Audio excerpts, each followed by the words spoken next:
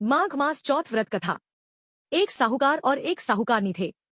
वह धर्म पुण्य को नहीं मानते थे। इसके कारण उनके कोई बच्चा नहीं था। एक दिन साहूकारनी पड़ोसी के घर गई। उस दिन सकट चौथ था। वहां पड़ोसन सकट चौथ की पूजा करके कहानी सुना रही थी। साहूकारनी ने पड़ोसन से पूछा, तुम क्या कर रही हो?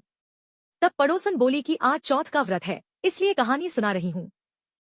तब साहूकारनी बोली, चौथ के व्रत करने से क्या होता है? तब पड़ोसन बोली, इसे करने से अन्न, धन, सुहाग, पुत्र सब मिलता है। तब साहूकारनी ने कहा, यदि मेरा गर्भ रह जाए तो मैं 1.25 सेर तिलकुट करूंगी और चौथ का व्रत करूंगी। श्री गणेश भगवान की कृपा से साहूकारनी के गर्भ रह गया।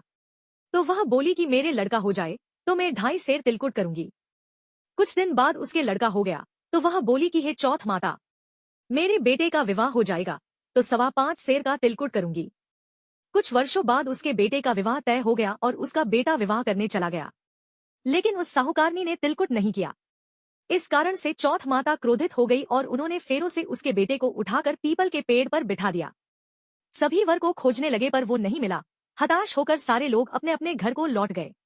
इधर जिस लड़की से साहूकारनी के लड़के का विवाह होने वाला था, वह अपनी सहेलियों के साथ गणगौर पूजने के लिए जंगल में दूबा लेने गई। तभी रास्ते में पीपल के पेड़ से आवाज आई, ओ मेरी अर्धब्याही। यह बात सुनकर जब लड़की घर आई, उसके बाद वह धीरे धीरे सूखकर कांटा होने लगी। एक दिन लड़की की माँ ने कहा, मैं तुम्हें अच्छा खिलाती हूँ, अच्छा पहनाती हूँ, फिर भी तू सूखती जा रही है, ऐसा क्यों? तब लड़की अपनी माँ से बोली कि वह जब भी दूबा लेने जंगल जाती है तो पीपल के पेड़ से एक आदमी बोलता है कि ओ मेरी अर्धब्याही। उसने मेहंदी लगा रखी है और सेहरा भी बांध रखा है। तब उसकी माँ ने पीपल के पेड़ के पास जाकर देखा, यह तो उसका जमाई ही है। तब उसकी माँ ने जमाई से कहा, यहाँ क्यों बैठे हैं? मेरी बेटी तो अर्धब्याही कर दी और अब क्या लोगे? साहूकारनी का बेटा बोला, मेरी माँ ने चौथ का तिलकुट बोला था लेकिन नहीं किया, इसलिए चौथ माता ने नाराज होकर यहाँ बैठा दिया। यह सुनकर उस लड़की की माँ साहूकारनी के घर गई और उससे पूछा कि तुमने सकट चौथ का कुछ बोला है क्या? तब साहूकारनी बोली, तिलकुट बोला था।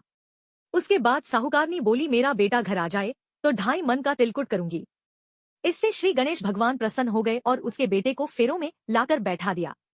बेटे का विवाह धूमधाम से हो गया।